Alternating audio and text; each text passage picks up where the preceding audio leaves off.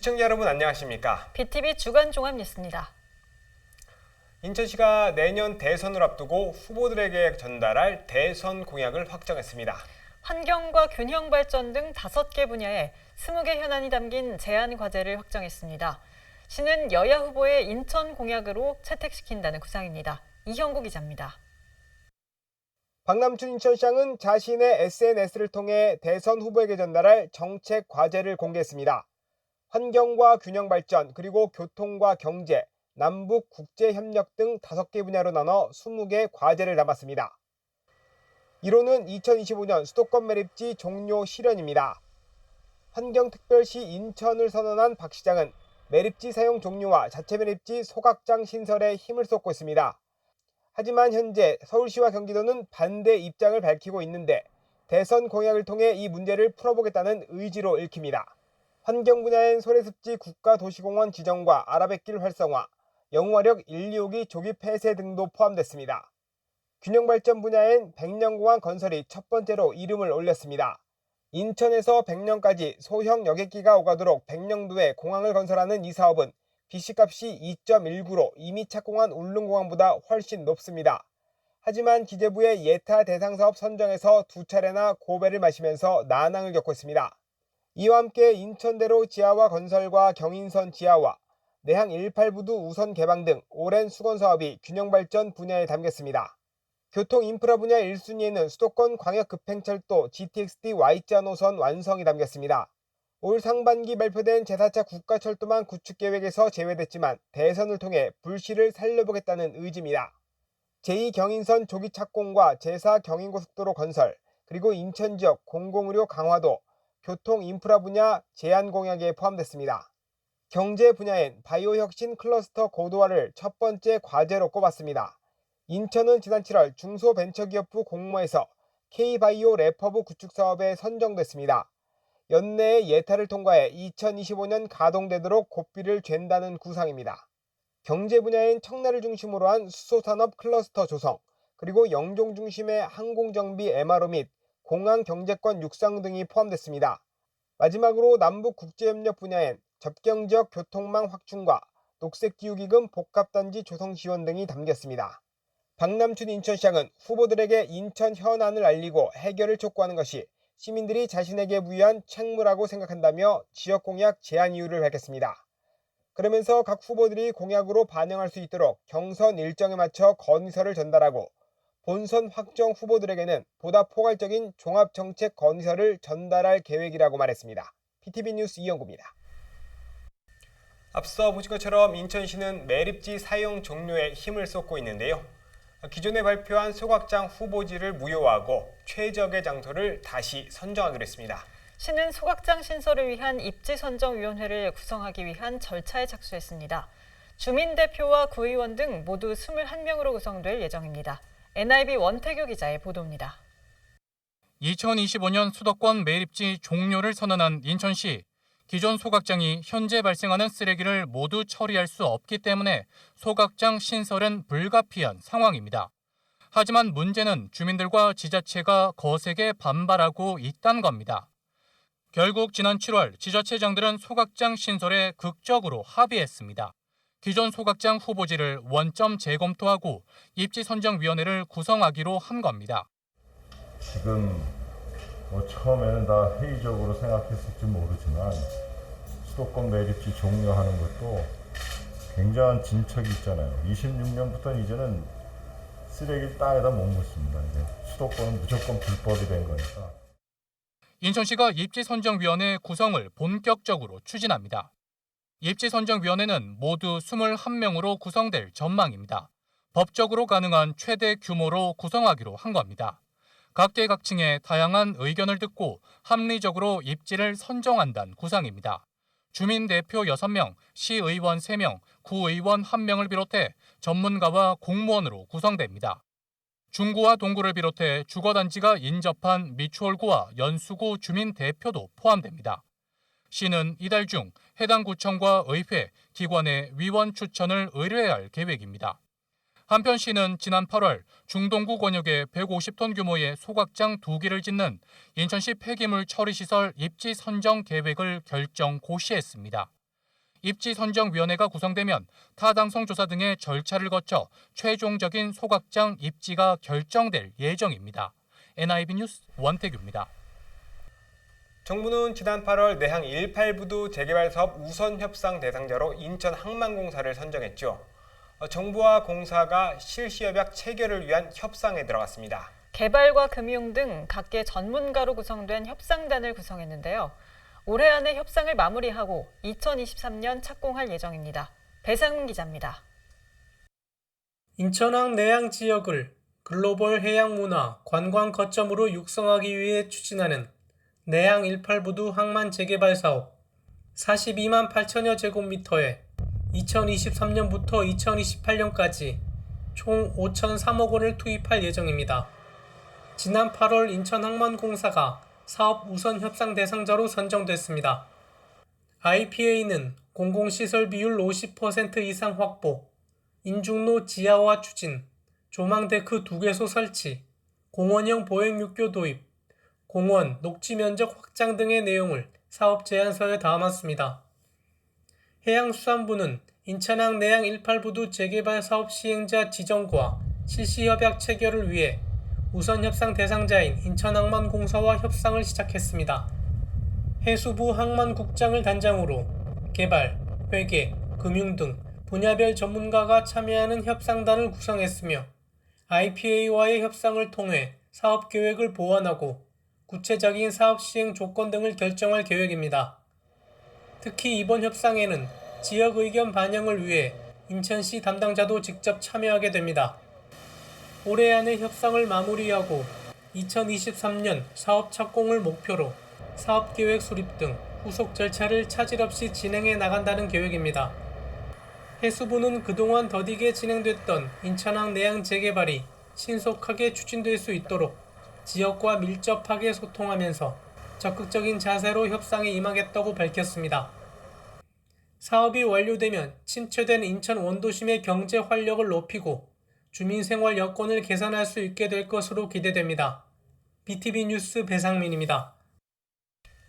인천공항과 김포공항의 통합 필요성을 점검하는 간담회가 인천시의회에서 열렸습니다. 두 공항을 통합하면 인천공항의 경쟁력을 키우고 지역 현안 해결에도 도움이 될 거란 분석이 나왔습니다. 시민추진단을 구성해 내년 대선 공약에 반영한다는 계획입니다. 이형구 기자입니다. 4단계 건설 사업이 진행 중인 인천국제공항. 2024년 준공되면 여객 1억 600만 명을 수용할 수 있는데 2025년 예상 여객 수요는 7,446만 명으로 추산됩니다. 김포공항 3,143만 명까지 모두 수용할 수 있는 규모입니다. 일부 대선주자들이 두 공항의 통합론을 제기한 가운데 인천에서도 논의가 본격화되고 있습니다. 시민사회는 인천공항의 경쟁력이 높아지고 그렇게 되면 난항을 겪는 제2공항철도와 9호선 직결 등 현안 해결에도 도움이 될 걸로 보고 있습니다. 영종국제도시와 그리고 인천공항에 존재하고 있는 현안을 해결할 수 있는 방법은 김포공항을 영종국제공항에 인천국제공항에 통합하는 게 유일한 해답이라고 생각하고 인천시도 긍정적으로 보고 있습니다. 항공 수요를 인천공항은 국제선 중심으로 국내선은 지방공항으로 분산 육성해 지역균형 발전에 도움이 될 걸로 분석합니다. 또 김포공항 자리에 주택 20만 호를 공급하면 부동산 시장 안정화에 기여할 걸로 예측합니다. 특히 인천공항 수요 증가로 영종대교와 인천대교, 공항철도 등 민자사업의 적자가 해소돼 제3연립교 건설과 제2공항철도 등 연관 사업에 긍정적인 영향을 줄 걸로 분석합니다. 송도 바이오와 청라 수소에 이어 인천 경제자구역 3대 핵심 사업인 영종 MRO 육성에도 탄력을 받을 것으로 보고 있습니다. 2025년까지 아시아의 허브가 되시겠다는 말씀이 계셨고 그런 측면에서 바라봤을 때 이런 정책은 상당히 시 정책에도 부합되는 부분이 있다. 두 공항의 통합을 위해 먼저 내년 대선 공약에 반영해야 한다는 데 의견이 모아졌습니다. 시민사회와 지역사회의 공감대를 형성해 나가 대통령 공약에 담는 것을 물론이고 인천 김포공항 통합추진위원회는 조만간 인천 지역 시민단체가 참여하는 인천시민 추진단을 출범시킨다는 계획입니다. 이어 10월 중에 서울과 경기 지역까지 참여하는 수도권 시민 추진단을 발족할 예정입니다. BTV 뉴스 이영구입니다. 앞서 보신 것처럼 인천에선 인천공항과 김포공항의 통합 논의가 일고 있는데요. 한국공항공사의 생각은 조금 다른 것 같습니다. 김포공항 도시재생혁신지구 지정을 위한 공청회가 열렸는데 도심 항공교통을 포함한 교통의 중심지로 키운다는 구상이 담겼습니다. 김대우 기자입니다. 공항의 기능을 강화하고 첨단 교통산업의 중심지로 만드는 걸 골자로 하는 김포공항 개발 계획은 큰 틀에서 두 가지가 핵심입니다. 그 가운데 하나는 국내선 청사와 바로 앞 주차장을 드론 택시로도 불리는 도심항공교통 등 모든 교통수단을 이용할 수 있는 교통의 중심지로 만든다는 구상입니다. 방화동과 공항동 등 김포공항 인근 지역의 부족한 주민 편의시설도 이곳을 중심으로 조성될 전망입니다. 지하에는 주차장을 만들고 앞으로 신설될 상기 신도시의 SBRT, 그리고 서울 서남권의 시외버스 정차장, 그리고 옥상 지역을 활용하여 앞으로 혁신 미래 교통수단이 될 UAM 이착륙장을 포함하는 시설이 됩니다. 물론 여기에는 주민 지원 편의시설을 위한 각종 생활 SOC와 문화상업시설들도 함께 구축될 예정입니다.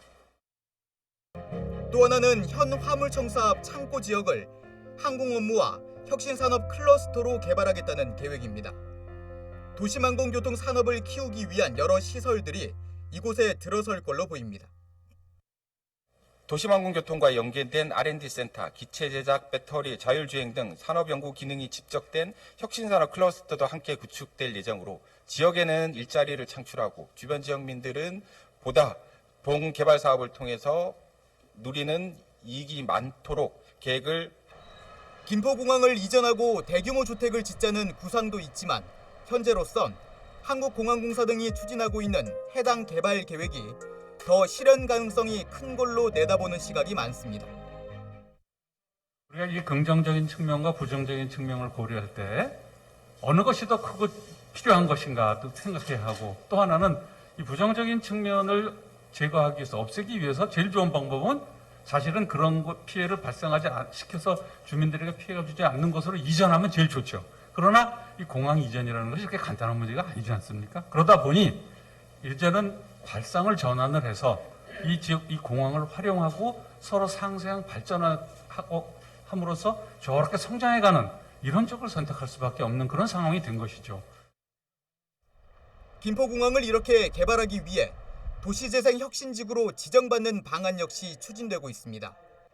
이는 공항을 포함해 인근 지역인 방화동과 공항동을 함께 발전시키기 위한 조치입니다. BTV 뉴스 김대우입니다. 인천시는 원도심과 신도시에 트램 도입을 추진하고 있는데요. 앞서 2번 유찰된 부평 연안 부두선 사전 타당성 용역이 3번째 공모에 들어갔습니다. 송도 트램은 내년에 용역에 착수할 전망인데요.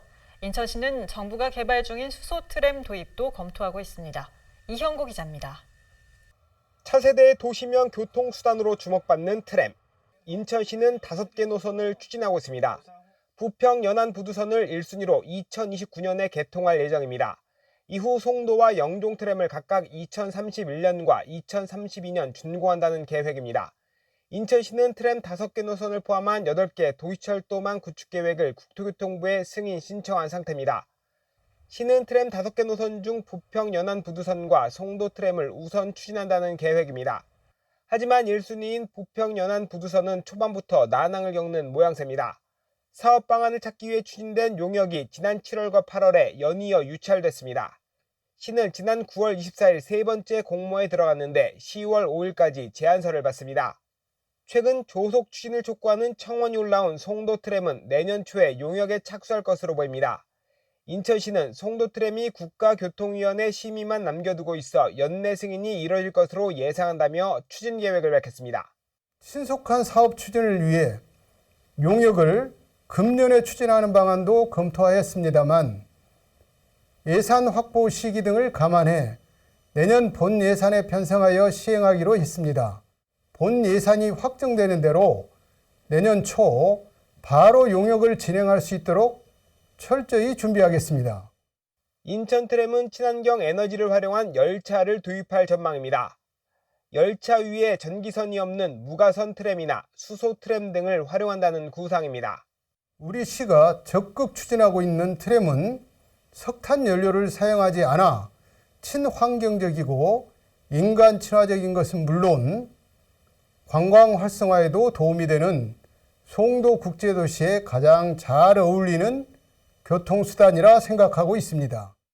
수소 산업을 육성 중인 인천시는 10월 중에 수소버스 5대를 보급할 예정입니다.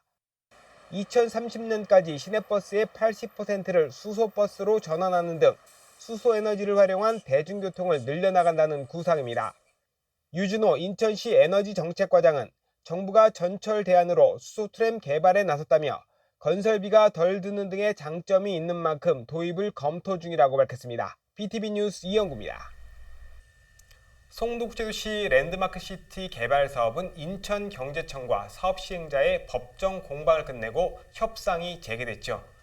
일각에선 151층 인천타워 건립 사업을 재추진하자는 목소리가 나오고 있습니다. 인천경제청은 우선 협상 대상자와 협의를 통해 최선의 결과를 도출하겠다는 입장을 밝혔습니다. NIB 이하영 기자입니다. 송도 국제도시 6809 중심부를 개발하는 블루코어시티 조성 사업. 이곳 일대를 명품 랜드마크 시티로 조성하겠다는 목표로 지난 2017년 인천경제청은 사업자 시행 선정을 위해 우선 협상 대상자를 선정했습니다. 하지만 협의가 원활하게 이뤄지지 않아 사업은 지연됐고 경제청은 3년이 지난 올해 4월 우선 협상 대상자와 재협상을 진행하고 있습니다. 재협상이 진행되자 2015년 공식 무산됐던 151층 인천타워 건립을 요구하는 송도 주민들의 목소리가 높아지고 있습니다. 현재 부동산 호조와 KTX와 GTX 비노선 등 철도망이 예정된 만큼 인천타워를 재추진해 송도국제도시의 랜드마크로 조성해야 한다는 겁니다. 이에 인천경제청은 송도 6809를 문화관광 업무 중심의 랜드마크 시티로 개발하는 데 중점을 두고 우선 협상 대상자와 협의 중이라고 밝혔습니다. 사업이 늦어진 만큼 꼼꼼한 검증과 다각적인 검토가 필요하다는 입장입니다. 시민 여러분께서 만족하실 수 있는 한층 더 우수한 사업계획 도출을 통해 송도 6809가 세계적인 명품 랜드마크 시티로 조성될 수 있도록 민간사업 제안자와의 협상에 최선을 다할 것입니다. 당초 지난 6일까지였던 재협상 기간이 미뤄지면서 재협상 기간은 오는 11월 5일까지로 연장된 상황. 블루코어시티 조성 사업에 랜드마크 건설이 포함되어 있는 만큼 151층 인천타워 건립 사업이 재개될 수 있을지 주목됩니다. NIB 뉴스 이하영입니다. 오는 11월 강화군 양사면에 남북 18 평화센터가 문을 엽니다. 갤러리와 음식점 등을 갖추고 있어 강화 평화 전망대를 찾은 관광객들에게 휴식 공간을 제공할 전망입니다. 남북 18 평화센터가 완공되면 내년 개통 예정인 강화 DMZ 평화의 길 조성 사업도 더욱 탄력을 받을 전망입니다. 보도에 김지영 기자입니다. 지난 2008년 개관한 강화 평화 전망대입니다. 강화군 최북단에 위치한 이곳에선 북한 땅까지 최단거리가 1.8km에 불과합니다. 현재는 코로나19 여파로 운영이 중단됐지만 매년 30만 명 이상이 찾는 강화군의 대표 관광지로 꼽힙니다. 오는 11월이면 평화전망대 옆에 남북 18 평화센터가 문을 엽니다. 지상 2층, 연면적 720제곱미터 규모로 지난 7월 건축공사를 끝내고 현재 마무리 작업이 진행 중입니다. 1, 2층엔 예술작품을 관람할 수 있는 갤러리와 식당이, 옥상엔 북한을 조망할 수 있는 쉼터가 조성됩니다. 인근 강화 평화전망대를 찾은 관광객을 위한 휴식 공간으로 이용될 전망입니다. 평화센터가 개관하면 강화 DMZ 평화의 길 조성 사업도 더욱 탄력을 받을 전망입니다. DMZ 평화의 길은 남북 평화를 앞당기고 접경지역 경제 활성화를 위해 조성하는 도보 여행길로 인천 강화에서 강원도 고성까지 총 526km 이어집니다.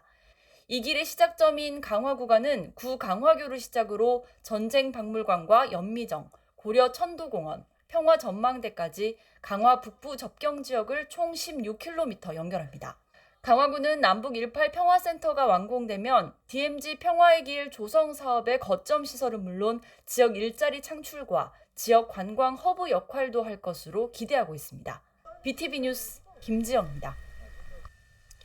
아파트값이 치솟자 주택매매 수요가 빌라까지 확대되고 있습니다. 실수요자들이 아파트보다 상대적으로 저렴한 빌라로 옮겨가는 현상인데요. 아파트 대비 빌라 거래 비율이 올 들어 빠른 속도로 늘고 있습니다. 박희분 기자가 보도합니다. 아파트값이 천정부지로 오르자 이번엔 빌라가 들썩이기 시작했습니다. 올해 들어 8월까지 전국 연립주택 매매가격 누적 상승률은 4.66%로 지난해 같은 기간 상승률을 훌쩍 넘어섰습니다.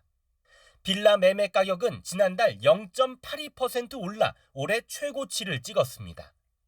서울은 빌라가 아파트보다 많이 팔리는 역전 현상이 나타났고 이 여파는 경기도까지 번지고 있습니다. 경기 지역의 올해 빌라 거래량은 4만 1,200여 건으로 지난해보다 5.6% 증가했습니다. 오름폭이 크지는 않지만 아파트 거래량과 비교하면 매수세가 두드러집니다. 지난해에는 아파트 4.2건당 빌라 1건이 거래됐는데 올해는 9월 집계분까지 거래량 비율은 34.5%로 아파트 2.9건당 빌라 1건이 거래되고 있습니다. 특히 올해 3월부터는 줄곧 30%를 넘기며 지난 4월에는 42.6%까지 치솟았습니다. 도내 아파트값 급등으로 내 집 마련 수요가 옮겨가면서 빌라 매매 수요가 높아지고 있다는 분석입니다. 아파트값이 워낙 오른 데다가 전셋값도 같이 오르다 보니 일단 당장 집을 장만해야 하는 무주택자들 입장에서는 상대적으로 가격이 저렴한 빌라로 관심을 모으고 있는 이런 현상인데요. 앞으로도 당분간은 이런 현상은 계속 이어질 것으로 전망됩니다. 정부의 부동산 대책에도 아파트를 넘어 빌라까지 매수세가 요동치면서 무주택자들이 설 자리는 점점 더 좁아지고 있습니다. BTV 뉴스 박희붕입니다.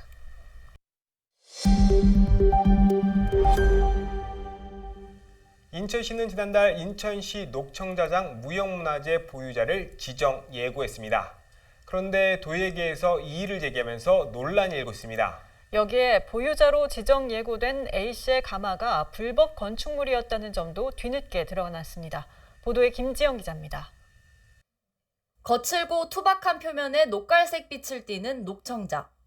중국풍 도자기를 모방했던 기존 청자와는 달리 녹청자는 최초의 한국형 청자로 평가받고 있습니다. 인천 서구에서 국내 최초 녹청자 가마터가 발견되기도 한 만큼 인천은 녹청자와 인연이 깊습니다. 인천시는 녹청자의 문화재적 가치를 계승할 필요성이 있다고 보고 지난달 인천시 무형문화재 녹청자장으로 A씨를 지정 예고했습니다. 그런데 이번 결과를 두고 지역 도예계가 반발하고 있습니다. 인천 녹청자진흥회는 전통 도자기에 대한 그간의 작품 수준과 활동 내용 등을 볼 때 A씨는 기준 미달이라며 평가 기준에 의문을 제기했습니다. 녹청자진흥회는 지역 도예가 200여 명이 소속된 단체로 인천시에 공식 이의서를 제출한 상태입니다.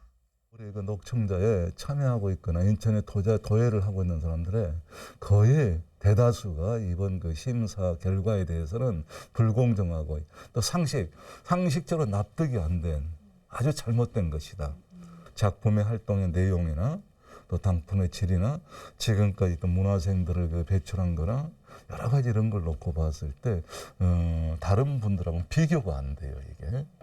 그래서 참 우려스럽습니다.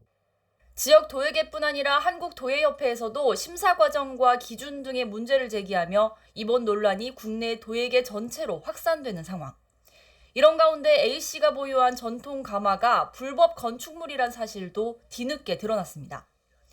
심사 평가 기준 중 하나인 A씨의 전통 가마는 개발 제한구역에 지어진 불법 건축물로 인정돼 서구청에서 철거 개고장을 발부한 것으로 알려졌습니다.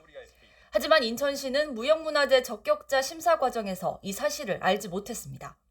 예, 그 중간 과정 몰랐고요. 지금 일단 그런 부분이 있다는 거는 얘기가 들어왔으니까 그 최종 결정은 위원회 해가지고 거기서 최종 결정은. 인천시는 녹청자장 무형문화재 지정 예고와 관련해 여러 건의 이의 신청이 접수된 만큼 시 무형문화재위원회 심의를 거쳐 가결 여부를 결정할 예정이라고 밝혔습니다. 심의는 보유자 지정 예고 이후 6개월 내로 개최하도록 되어 있습니다. 만약 위원회가 이 일을 받아들여 A씨에 대한 무형문화재 보유 지정을 부결시킬 경우엔 관련 규정에 따라 인천시의 녹청자 무형문화재 선발 심사는 2년 뒤에 다시 이뤄질 전망입니다. BTV 뉴스 김지영입니다. 사회적 기업은 공공의 이익을 위해 운영되죠. 취약계층의 일자리 제공도 그 목적 중 하나입니다. 그런데 노숙인의 자립을 위해 설립된 업체들이 최근 인천시의 사회적 기업 지원 대상에서 모두 탈락했습니다. 도입 취지가 무색하다는 지적이 나오고 있습니다.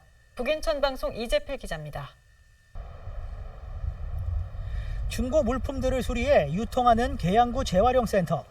이곳 직원의 대부분은 노숙인입니다. 재활용센터에서 일을 하며 자립을 준비하는 겁니다.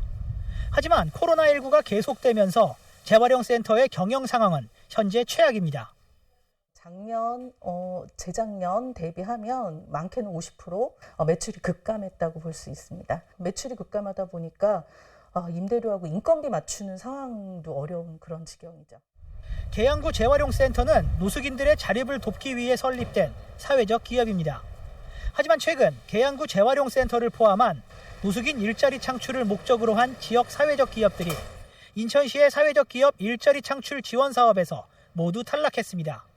사업에 선정됐다면 최대 3년간 직원들의 인건비와 사회보험료 일부를 지원받을 수 있었습니다. 이들이 사업에서 탈락한 결정적 이유는 평가 항목에 포함된 고용 지속성. 직원들이 얼마나 오랫동안 해당 기업에서 근무하는지를 평가하는데 자립을 하면 기업을 떠나는 노숙인 사업장의 특성상 높은 점수를 받을 수 없습니다.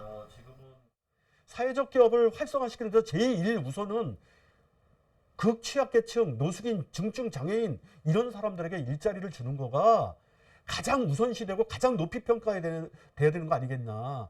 그런데 인천광역시 심의위원회는 이런 것을 고려하지 않았다는 거예요.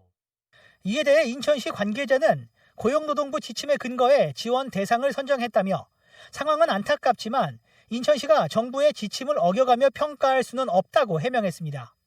소외 이웃들의 자립을 돕는다는 취지로 제정된 사회적 기업 육성법이 실제로는 현장을 반영하지 못한다는 지적입니다. 정부가 이제 사회적 기업의 초기 단계인 일자리 제공에만 집착하고 이제 편협하게 인식하고 있기 때문에 발생하는 문제라고 할 수가 있습니다. 사회 서비스를 제공하거나 지역사회 공헌 등 점차 사회적 기업의 범위를 좀 폭넓게 세계적으로 이렇게 보는 추세가 있거든요. 그렇기 때문에 고용만을 중시하는 기준은 수정, 완화할 필요가 있다라고 생각을 합니다. 노숙인들의 자립을 위해 애쓰는 지역의 사회적 기업들. 하지만 정부의 시선은 그들의 주변에 그치고 있습니다. 헬로티비 뉴스 이재필입니다. 동구 화수 화평동 재개발 정비사업구역에 민주화운동을 상징하는 건물이 포함되면서 갈등이 이어지고 있습니다. 해당 건물이 재개발로 철거 위기에 놓였기 때문인데요. 민주노총은 노동운동의 산실이라며 존치를 촉구하고 나섰습니다. 이정윤 기자의 보도입니다. 동구 화평동 일대입니다. 재개발 사업이 지지부진하다 지난 2019년 시공사가 결정된 이후 사업에 속도를 내고 있습니다. 하지만 재개발 사업구역 안에 위치한 인천도시산업선교회 때문에 논란이 불거졌습니다. 이 교회는 지난 1978년 동일방직 여성 노동자들이 피신하는 등 노동운동의 중요한 역사를 간직한 곳입니다. 교회 측과 시민사회단체가 교회 존치를 요구한 데 이어 민주노총 인천본부도 교회 존치를 촉구하고 나섰습니다. 인천도시 산업선교회는 인천 지역 민주화와 노동운동의 산실이라며 존치를 강력하게 요구했습니다. 우리 수많은 선배 노동자들의 흔적과 서민들의 삶의 애환과 가슴 아픈 상처들이 곳곳에 남아 있었습니다. 이런 도시산업 선교회를 허문다는 것은 노동운동의 역사를 허물고 민주주의 투쟁의 역사를 성과를 허물고 서민들의 삶을 허무는 것이라고 생각합니다. 민주노총은 화수 화평동 일대 재개발 사업의 필요성을 인정했습니다.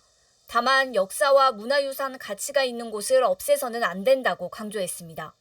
화수 화평동 일대 재개발이 문화적 유산을 제대로 보존하고 환경에 유익한 재개발이 되도록 바람을 가져봅니다. 철거와 보존의 기로에 서 있는 인천도시산업선교회. 민주노총은 인천시가 대안을 마련할 것을 요구했습니다. 존재와 개발이 어떻게 공존할 것인가의 답은 전적으로 인천시의 손에 달려 있습니다. 갈등과 대립이 아니라 화해와 공존으로 갈 수 있는 길을 인천시가 제시하고 이끌어가야 합니다. 민주노총은 인천도시 산업선교의 존치를 요구하는 노동자 2천여 명의 서명을 인천시에 전달했습니다. 앞서 인천시는 조합과 교회 측의 원만한 합의를 위해 중재를 계속하겠다는 입장을 밝혔습니다. BTV 뉴스 이정윤입니다. 인천 적십자병원은 지난 2018년 경영 악화로 종합병원에서 일반 병원으로 전환됐죠. 그 사이 코로나19까지 확산하면서 인천 지역의 공공의료 공백은 심화되고 있습니다. 인천 적십자병원을 제2인천의료원으로 활용해야 한다는 목소리가 커지고 있습니다. NIB 이하영 기자입니다. 인천 적십자병원은 과거 종합병원이었지만 경영난으로 인해 진료과를 6개로 축소하고 응급실도 폐쇄해 지난 2018년 일반병원으로 전환됐습니다. 현재 적십자병원이라는 공공의료 기관의 역할을 다하지 못하고 있는 상황. 지역 곳곳에선 인천 적십자병원의 활용 방안을 모색해야 한다는 목소리가 나오고 있습니다. 연수구 의회에서는 인천 적십자병원을 활용해 공공의료 공급을 확충해야 한다는 주장이 제기됐습니다. 의료 접근성이 사망률 등 건강 수준의 격차로 이어지지 않도록 인천 적십자병원을 활용하여 공공의료 확충을 위한 구체적인 정책을 마련해 주실 것을 간곡히 당부드립니다. 적십자병원을 제2인천의료원으로 전환해달라는 인천 시민들의 청원이 시청 홈페이지에 올라오게 됐습니다. 인천 적십자병원을 제2인천의료원으로 활용하면 4천억 원에 달하는 예산을 1천억 원대로 줄일 수 있다는 의견도 개진됐습니다. 연수구의회는 제242회 임시회에서 지역 의료 불균형 해소를 위해 제2인천의료원을 연수구에 설립해야 한다는 촉구 결의문을 만장일치로 채택하기도 했습니다. 인천시는 제2인천의료원 설립에 대한 타당성 조사 용역을 준비하고 있습니다.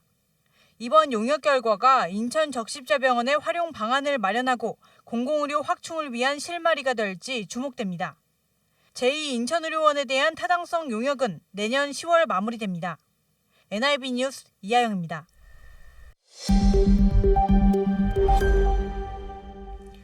인천은 168개의 섬으로 구성돼 있죠. 이 중 44개의 섬은 사람이 사는데 여기서 응급 환자가 발생하면 목숨을 위협받게 됩니다. 이런 문제를 개선하기 위해 10년 전 국내 최초로 인천에 닥터 헬기가 도입됐는데요. 지난 10년 동안 1,500명의 환자를 위기에서 구했다고 합니다. 이형구 기자입니다. 지난 2011년 9월 국내 최초로 인천에서 운항을 시작한 닥터 헬기.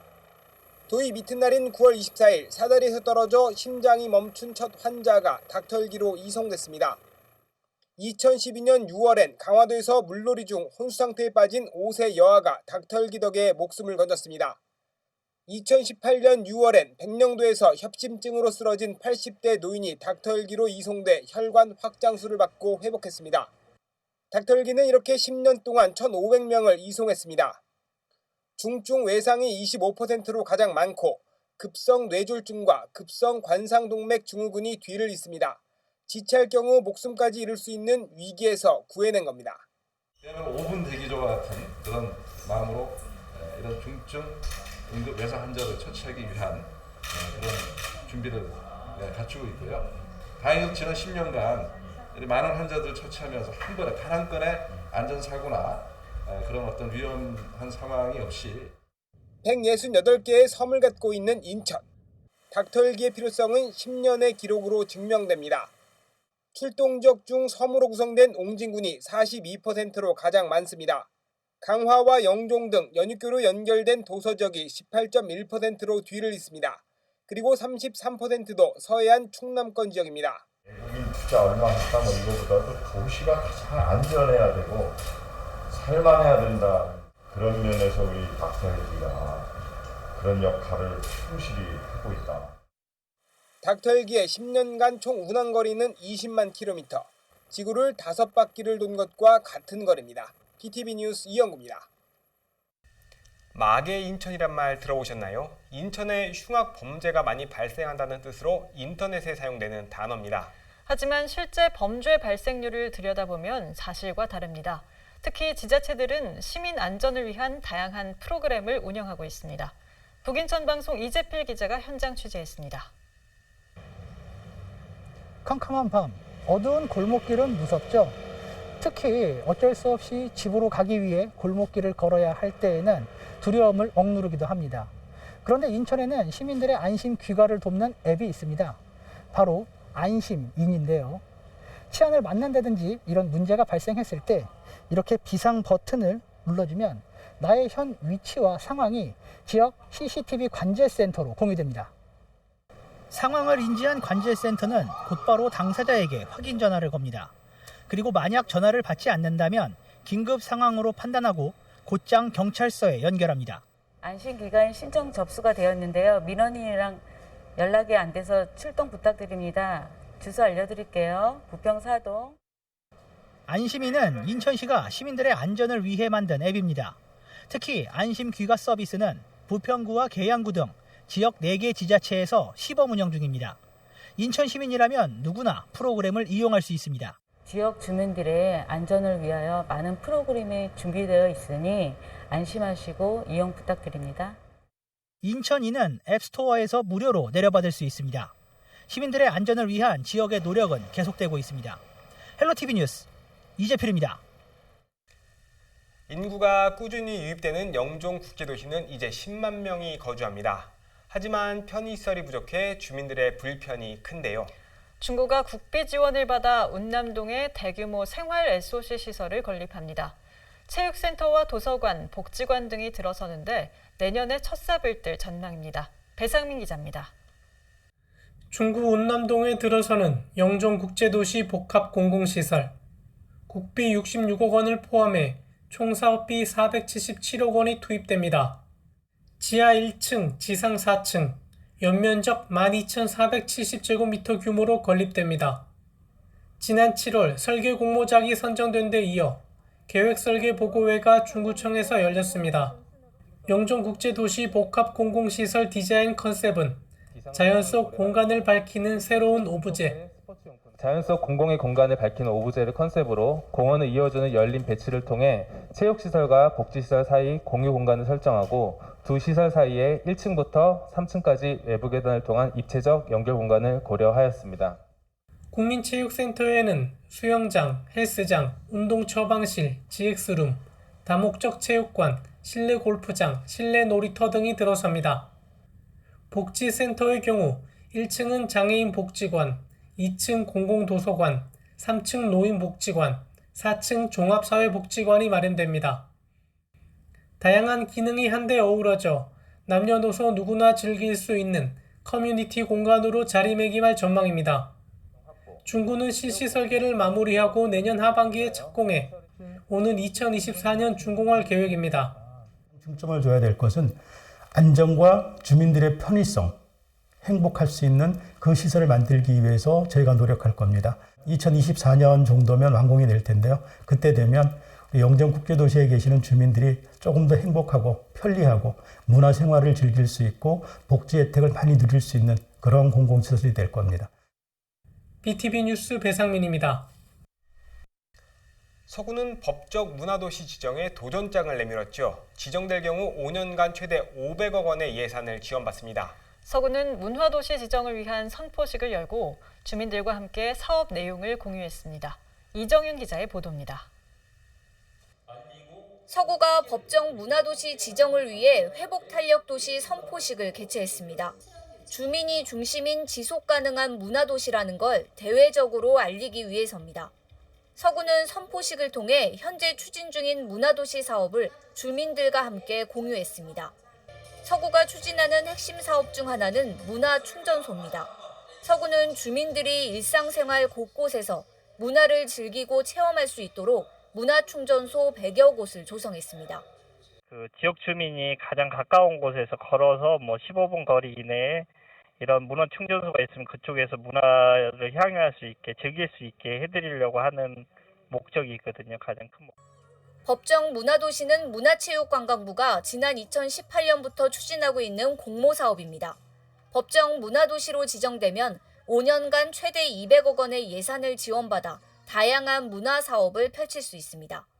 서구는 지난해 예비 문화도시 지정을 받았으며 문화도시 조성을 위해 10개의 세부 사업을 진행하고 있습니다.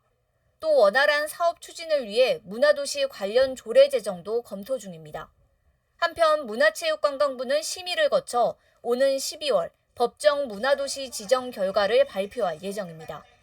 BTV 뉴스 이정윤입니다. 중구가 내년에 교육부 인증 평생교육도시 지정을 위해 힘을 쏟고 있습니다. 여러 기관과 힘을 모아 인프라 구축을 하는 등 행복 플러스 평생학습 도시를 조성한다는 계획입니다. 배상민 기자입니다. 중구청이 마을교육기관들과 평생교육 활성화를 위해 손을 잡았습니다. 이어 인천문화재단, 중구농협과도 같은 협약을 잇따라 체결했습니다. 마을교육기관들은 구청이 평생교육을 위해 적극 나서준 데 대해 환영하면서도 당부의 말을 잊지 않았습니다. 공간도 조금 더 분포도 되고 그리고 프로그램도 더 많이 돌아갈 수 있는 그런 게 좀 지원이 됐으면 좋지 않을까. 비슷비슷한 그런 프로그램이 아니라 정말 그 공간에서는 평생학습 중에서 그거는 거기가 전문이다 또는 특화되어 있다 이런 것들을 조금 그 역할 분담을 해서 그런 어떤 자리매김을 할 수 있는 지원과 그다음에 그런 관심이 이루어져야 되겠다는 생각. 중구는 2023년 3월 영종국제도시에 평생학습관을 건립하고 원도심 율목도서관 인근에도 평생학습관 분관을 설치할 계획입니다. 또한 평생교육 네트워크 구축을 위한 종합교육 플랫폼을 구축하고 민관학협의체도 운영합니다. 학교 밖 청소년 및 장애인 평생교육 프로그램 지원, 경력단절 여성 대상 맞춤형 평생교육 운영, 성인 문예교육 지원 확대와 경로당 평생교육 프로그램 발굴, 2040 직장인을 위한 1일 특강 운영과 5060 인생설계 프로그램 진행, 작은 도서관 연계 프로그램 추진 및 교육혁신지구에서 좀 더 촘촘한 미래형 교육자치 협력지구를 추진하는 등 다양한 사업들에 집중 투자를 늘려갈 계획입니다. 중구는 오는 9월 30일 개최되는 아시아 태평양 학습도시 연맹 창립총회 참가에 이어 내년 3월 교육부가 인증하는 평생학습도시 지정 추진을 위해 최선을 다할 방침입니다. BTV 뉴스 배상민입니다. 코로나19 확산세가 심각합니다. 마스크 착용과 기침, 뇌절 등 개인 방역 수칙을 잘 지켜야겠습니다. 이상으로 BTV 주간 종합 뉴스를 마칩니다. 시청해주신 여러분 고맙습니다.